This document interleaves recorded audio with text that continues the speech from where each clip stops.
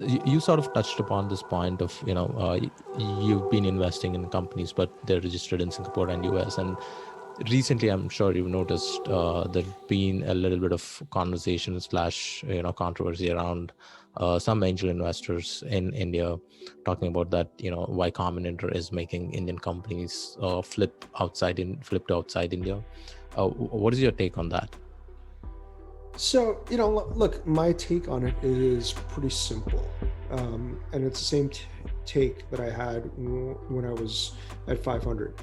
If you are an Indian company focused on the Indian market, you should be an Indian private limited company.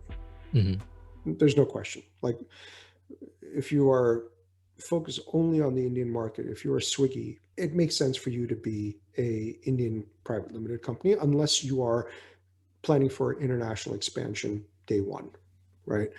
But if you are a company that is looking at the global market day one, like a SaaS company, it probably makes sense for you to be a US entity. Because if your customers are going to be in the US, if your investors are going to be split across the US and India, it probably makes sense for you to be a US entity.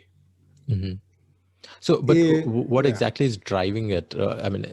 In my experience, it's driven mostly because the LP base being hugely international and Indian combination. That's one of the main reasons I see it.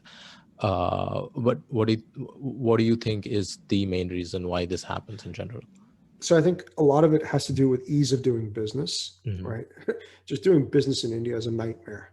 Mm-hmm. There's so much paperwork and complexities and compliance, and it just keeps getting worse and worse every year, Yeah. right? So there's that. There is a certain fear that international investors have about being able to get their money out of India. Mm-hmm. Okay. There are fears and legitimate fears that international investors have about taxation in India, um, right? And retroactive taxation in India, right? So what you're saying is correct. There is real reasons why LPs and funds, and in a lot of cases, angel investors don't want to invest in an Indian entity. Okay. Then there's more practical reasons why they don't want to invest in Indian entities. Part of that is they just don't understand the legal structure. And for them to spend the time and money on understanding the legal structure, they're just not going to be able to do any investment. So they'd rather just say, hey, if you can flip this to a US company, we'll write a check immediately. Mm-hmm. Right. But if you can't, we might take 3 months or 6 months to understand the paperwork in India and then do it. That's another problem. Every company in India has different paperwork. There's no standard, right? So at least in the US, if you're doing an early stage round, you can use Series C docs. You can use the SAFE. You can use the 500 KISS. You can use the Series C convertible note. Like, these are standard documents that have been around for years, in some cases more than a decade, where everybody understands them. Every lawyer understands them. So now all you really need to do is just say, hey, I'm using a standard SAFE. Okay, signed. I don't even need to give a lawyer the document to review. Right? Yeah. In India, that's not the case. I just did one deal in August, and this was kind of a pre-Series A round, post-seed round, and I kid you not, the SHA was over 110 pages, and I was like, this is ridiculous. How am I supposed to understand this and read through this? Like, I mean, fine, I can do it because I've done it for a number of years at 500 and I understand what to look for and whatnot. But the average person is not going to do that. The average fund manager is not going to do that. They just don't, they don't have the time to sit there and read through 110 pages of legalese. Now they give it to their lawyer is going to charge them $500 an hour or more to read it. And they're going to say, well, this is Indian law. I don't even understand. So now I have to go and find a lawyer in India who I can trust, which is, that in itself is a huge nightmare, finding a good lawyer in India that you can trust to read through the documents and give you a proper assessment. Yeah. So, these are practical things, and these are real things. Now, I think, over the course of the last year, you've seen a lot of nationalism amongst the startup ecosystem in India. So I think that's driving a lot of this conversation again. Mm-hmm. Um, but I think investors are also realistic. Like, I had invested in a company back in 2014 that was first registered as an Indian entity. I don't remember 100%, but I think we invested in that Indian entity. They went through the Accelerator program, and they were able to raise money from a bunch of investors in the US. So they flipped the company to a US entity. And then later on, they flipped it back to an Indian entity because investors said, hey, you're an Indian entity. You should be registered in India. You're focusing on the Indian market. Makes sense. Mm. So they flipped it again. So lawyers made out like bandits, flipping and flipping and flipping.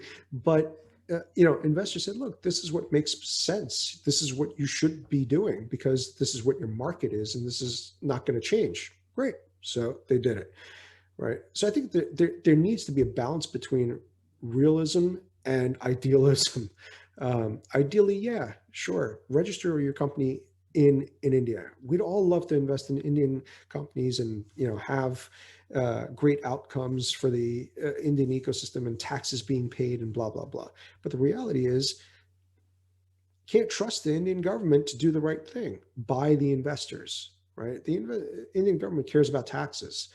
They'll go in and they'll retroactively change tax laws. They'll go in and penalize people. And it's like, great, what are we going to do here? Now, just because you register overseas doesn't eliminate all of those potential risks, but it does limit some of them. So, I think there has to be a little bit of a practical approach to it and just say, look, if you are a SaaS company targeting, the US and Europe, there's no reason for you to be an Indian company. You should Yeah. be a US company. All your revenue's coming in over there.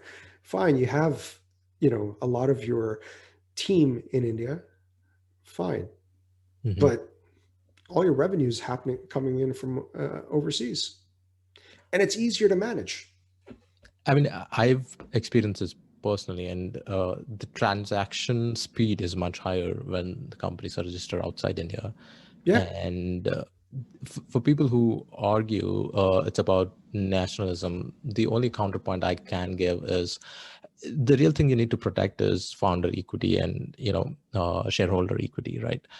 If the whole way you have to think about, if you're thinking about it in a nationalistic sense, is in the event of an exit, are the founders, are the Indian employees, are the Indian LPs are in a disadvantage or an advantage, right? Is this creating on a long-term basis more exits for them, or are they losing on the incentives?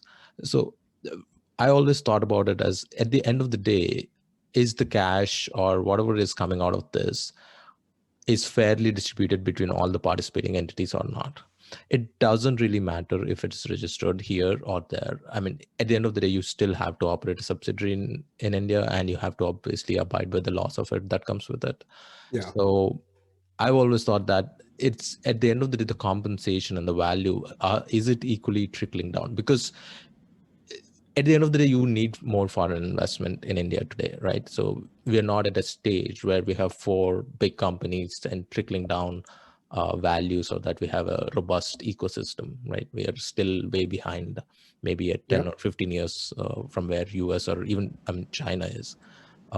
So in that sense, we can't have we can't force outside investors into coming, not investing at all. So I've always thought about it in the sense that if the compensation at the end of the day is equally distributed and is coming into the hands of the people who are working on it, then I think it's good, right? At the end of the day, that's all it matters. And are the shareholders who are believing and taking this huge risk? Because at the end of the day, the whole venture business is a highest risk business that there is.